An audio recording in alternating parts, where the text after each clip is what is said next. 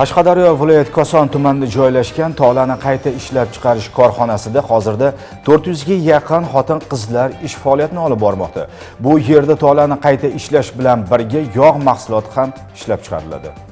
Shuningdek, manzilda tikuv fabrikasi ham bo'lib, u yerda mahsulotlar sof paxtadan tayyorlanadi va xorijga eksport qilinadi.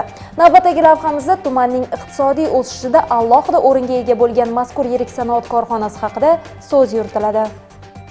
4000 tonnaga yaqin tolani qayta ishlaydigan Koson tumani bunyodkor mas'uliyati cheklangan jamiyatida 400 ga yaqin ish o'rni yaratilgan. Shuningdek, 3000 tonna paxta yog'i tayyorlovchi, 5000 tonnaga yaqin matoni qayta ishlovchi tayyor mahsulotlar ishlab chiquvchi loyihalar ham mavjud. Bugun ijodiy jamoamiz bilan ushbu jarayonlarda ishtirok etdik. Shuningdek, manzilda bo'lib o'tgan matbuot anjumanida tuman hokimi Koson tumanining o'tgan yillar davomida iqtisodiy ahvoli haqida ma'lumot ham berdi. 2022-yilda 39,5 million dollar eksport qildi.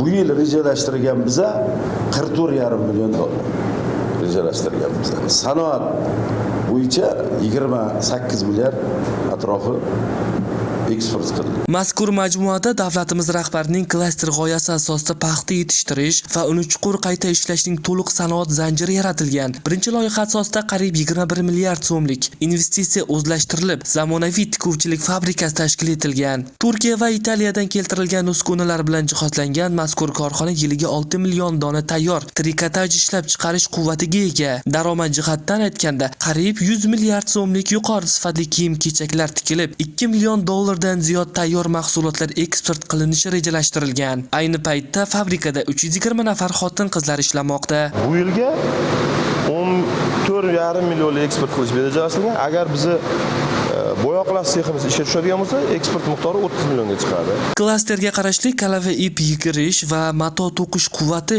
2018-yil iyulda, yog'moy ishlab chiqarish korxonasi esa o'sha yilning dekabr oyida foydalanishga topshirilgan edi. Mas'ullarning ma'lumot berishicha, agarda manzilda qo'shimcha loyihalar ishga tushirilsa, yana 700 ga yaqin ish o'rni tashkil topadi. G'olib Amirov, Jamol Nazarov, Hudud informatsion dasturi uchun Qashqadaryodan.